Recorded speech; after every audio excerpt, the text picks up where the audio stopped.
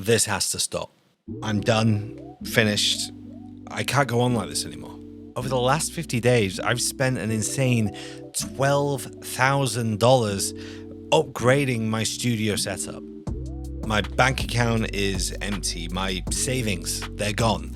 My credit cards, they're maxed. It's clear at this point that I have a sickness. But other than my future plans to remodel the backdrop, I can finally say that I'm happy. Thankfully, there's nothing really left to upgrade anymore. My finances can finally begin to recover.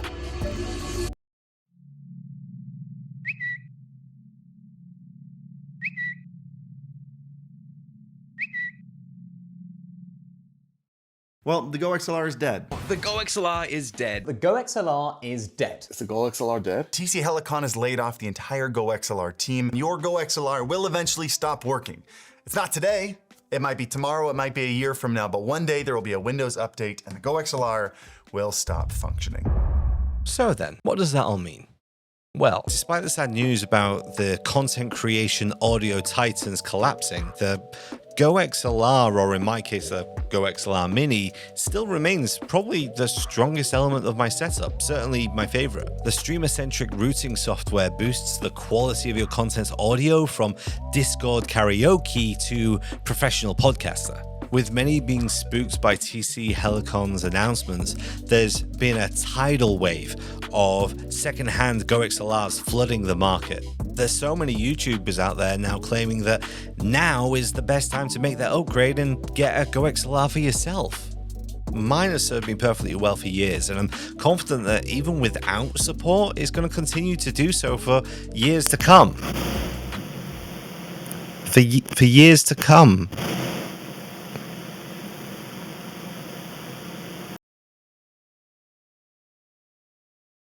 This is not a drill. You see, as the comments of my last video pointed out, I've not been live for a while. And there's a reason for that. For the last couple of months, I've been having a series of audio issues, keeping me from going live. And even when I did, the interference was so bad when I loaded up a game that it became unbearable. For those of you that have been keeping up with my recent videos, I know what you're thinking. Now is the time that Frost comes up with a stupid challenge that is going to blow up in his face and end up costing him thousands of pounds. But not this time. I've grown, I've matured, I've learned from my previous mistakes, and this time I'm going to root out the cause of the issue and I'm going to fix it the right way. I set about my research describing my setup, what was happening, and I quickly discovered the disease that had infected my beloved Go XLR Mini. EMI, electromagnetic interference. For the uneducated, my mic makes a pfft sound. EMI is typically caused by electrical devices giving off magnetic radiation that can then interfere with devices that have not been properly shielded. Audio devices can pick up EMI pretty easily a number of ways, notably when cellular phones receive a message, or in my case, having a dual PC setup, creating a hotbed of electrical activity. But thankfully, it's usually just as easy to fix. First, I tried to ground the dark energy, but to no avail. So I sought guidance from a higher power, supplying me with 9 rings of ferrite, shielding my cables from the sickness. Yet the energy being emitted was so unnaturally strong, they barely helped at all. The Go XLR had always stood so strong amongst its fellowship of streaming gear. So why now?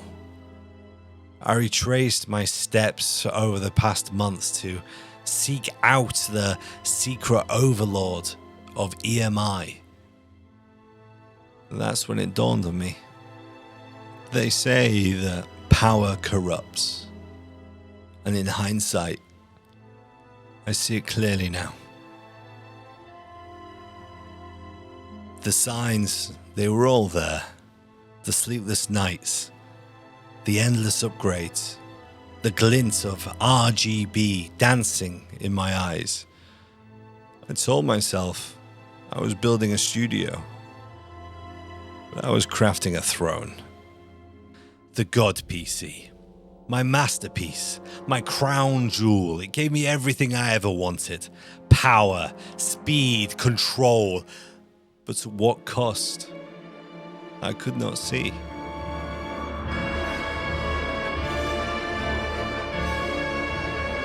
I did not see how it had poisoned the air around it, how its power bled through the wires, corrupting what was once pure. And the Go XLR Mini, my oldest companion, it could not withstand it. I thought it had failed me, but it was I that failed it. I had become the villain of my own story. Drunk on power, blind to the consequences, willing to sacrifice loyalty for raw performance. The sickness runs deeper than I knew. But in the depths of failure came a new ally. A creation forged not in RGB, but in silence, stability, sanctuary. No mere tool, a guardian against interference, a sentinel of sound. Where others faltered, it stood firm, shielded, balanced, ready to stand between my mic and the madness. Perhaps I cannot undo what was done, but I can choose who I become next. And although I may walk among the monsters of my own making, I will not fall again. Not with my new RØDECaster Duo.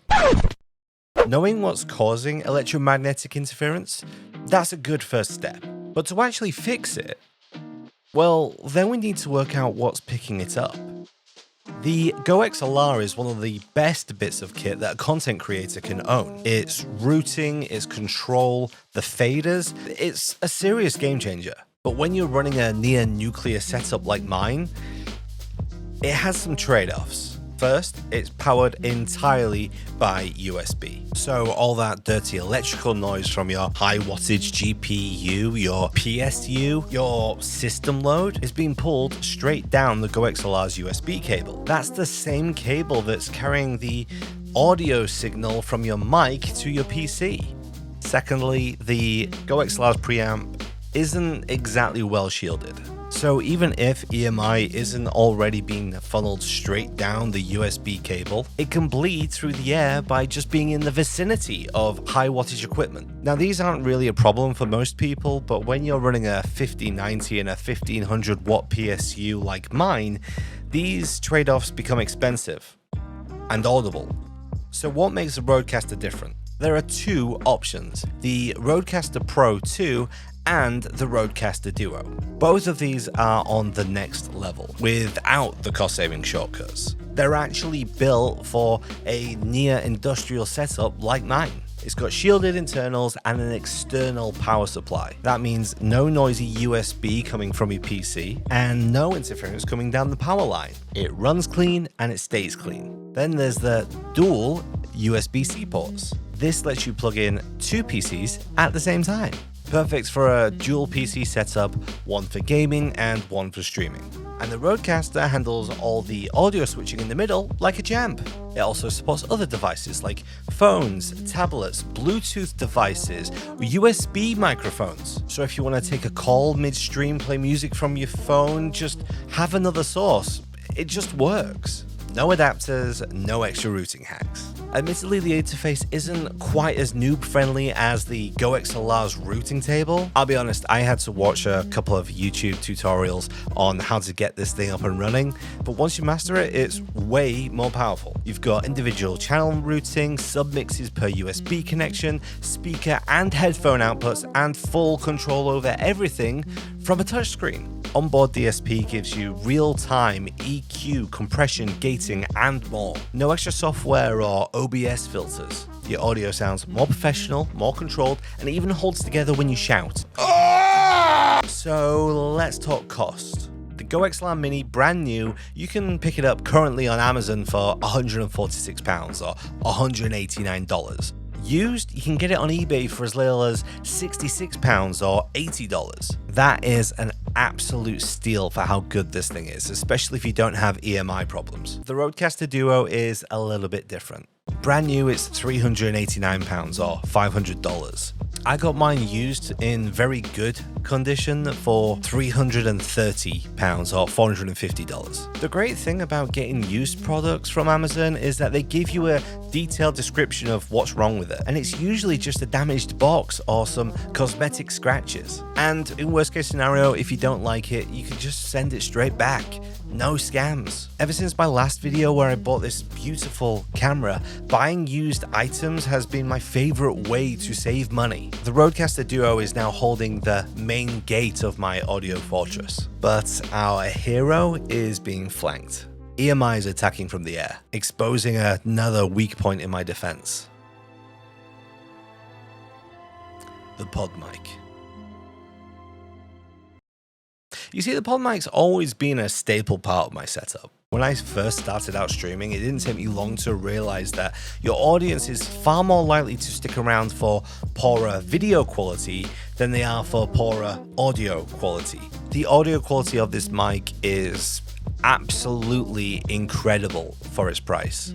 It's £79 on Amazon and competing as one of the higher quality content creator XLR microphones on the market. It's rugged, it's clear. I've recommended this thing more times than I can count, but this might be the last time. Because the pod mic's affordability, it comes at a cost. Rode had to cut some corners that most people don't ever have to worry about. You guessed it, shielding. Since introducing the God PC, soon to be renamed the Dark Lord, EMI has broken straight through it, taking my heavyweight champ to sound more like a Happy Meal toy. It simply can't cope anymore. Regardless of how strong the Duo stands, as soon as the 5090 kicks in, the pod mic becomes the last open door. So after one final raid on my bank account, I broke a career-long promise. This is the Shure SM7B. This is not new. This thing released back in 2001. Seriously, Google it. When I first started streaming, this was the only content creator XLR microphone that could outperform the pod mic. And even then, the difference was pretty marginal, but the cost was an extra £400. As a result, I swore I would never get one. So why now? Well, it's a top quality industry standard, but most importantly, it's heavily shielded, designed to withstand setups like mine. Expensive? Yes, but finally, clean, reliable audio. No buzz, no whine, just me, my mic, and a clean audio chain. So what does this mean for you? Well, if you're on a single PC setup, use the Go XLR. It's a great piece of equipment and it's so cheap right now. Pair it with the pod mic, another cheap XLR microphone that has insane quality. Honestly, they're one of the best investments you can make in content creation and surprisingly affordable. But if you are running a high wattage dual PC setup like mine and you're fighting interference, it's gotta be the RØDECaster. It's gotta be the Shure SM7B. Honestly, this video has not been about preference. It's been about what works and what you actually need. If this video has helped you avoid that journey, or if you've been through it too, drop a like, leave a comment, let me know which part of your setup is driving you insane. I have a delivery coming in a couple of days for the next chapter in whatever it is that we're doing here. Hopefully that doesn't require some sort of emergency upgrade. Until then, may your audio stay buzz free. Thank you so much for watching. Peace, love, and stay frosty.